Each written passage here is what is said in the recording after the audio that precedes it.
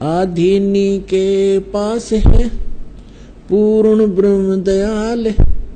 मान बढ़ाई मारियो भाई बेअदबी सिर काल। फिर क्या बताते हैं, विभीषण का भाग बडेरा, दासातन आया तिस नेड़ा। दासातन आया बिस्वे बीसा, जाको लंक दई बख्शीसा। ऐसा दासातन है भाई, लंक बकस्त्यां देर न लाई। है। अब देखो, हम निमित्त बना देते हैं, राम ने विभीषण को राज दे दिया। राम ने विभीषण को क्यों दिया और को ना दिया? क्योंकि विभीषण परमात्मा की सतभक्ति कर रहा था और वहां की जनता को एक अच्छे राजा की आवश्यकता थी जो भगवान से डरने वाला हो। तो परमात्मा की भक्ति करता था, सतपुरुष की विभीषण। तो सब माहौल, सब कारण करे करावे साइया, मन में लहर उठा और दादू सिर दर्जीव के वो आप बगल हो जा। तो यहाँ गरीबदास साहब जी बता रहे हैं कि विभीषण का भाग बडेरा, बड़भागी था वो, जिसके दासातन आया तिसनेरा, उसकी आधीनी आई उसके अंदर। और कहते हैं दासातन आया विश्वे बीसा, अर्जा को लंक देई बख्शीसा।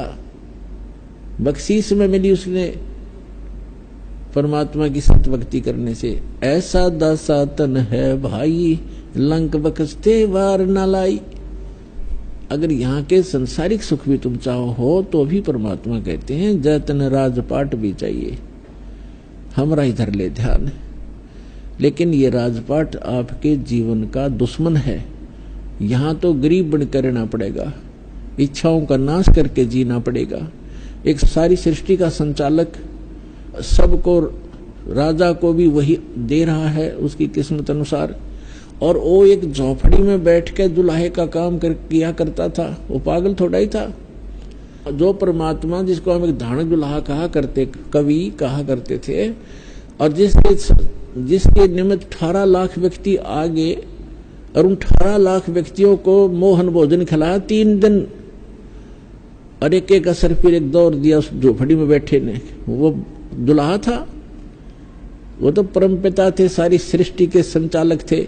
लेकिन वो लीला क्यों कर रहे थे कि आपको जीने के लिए, इस भक्ति प्राप्ति के लिए, परमात्मा प्राप्ति के लिए, मोक्ष कराने के लिए ऐसे जीवन जियो जैसा मैं था। भगवान की रजा में राजी रहे, जो दे उसने खावे, और घनी इच्छा नहीं रखे।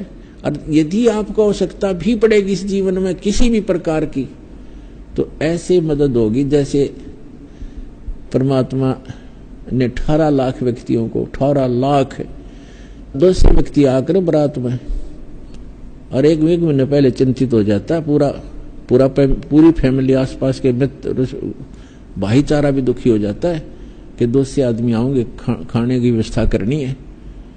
और खाने के लिए घर वालों को बाद में कहते पहले बारात ने जमा दो, कहीं कम ना रह जा भोजन।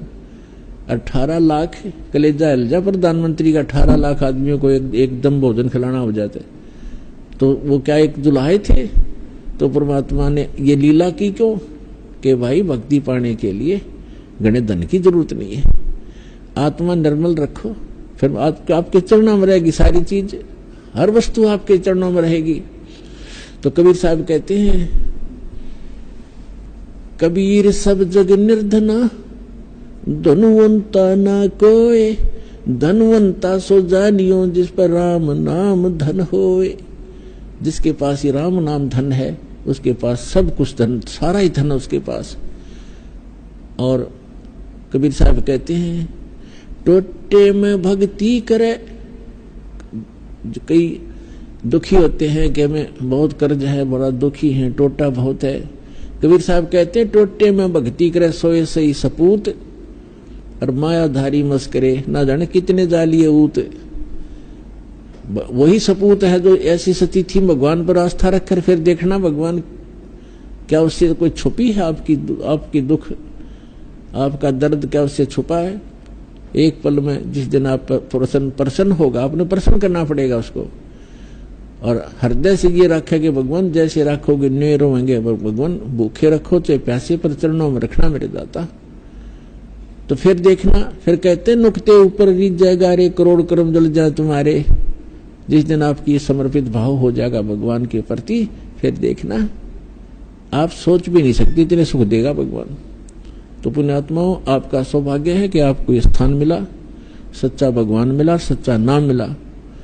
अब इसको बना के रखना, इस भक्ति को बर्बाद ना होने देना। जैसे माता गर्भ को रख यत्न बना, और ठेस लगे तो छिन्न हो तेरी ऐसी भक्ति जा। अब ये परमात्मा कहते समझा है तो सिर दर पाओ, भौर नहीं रे ऐसा दाव। बोलो सतगुरुदेव की जय।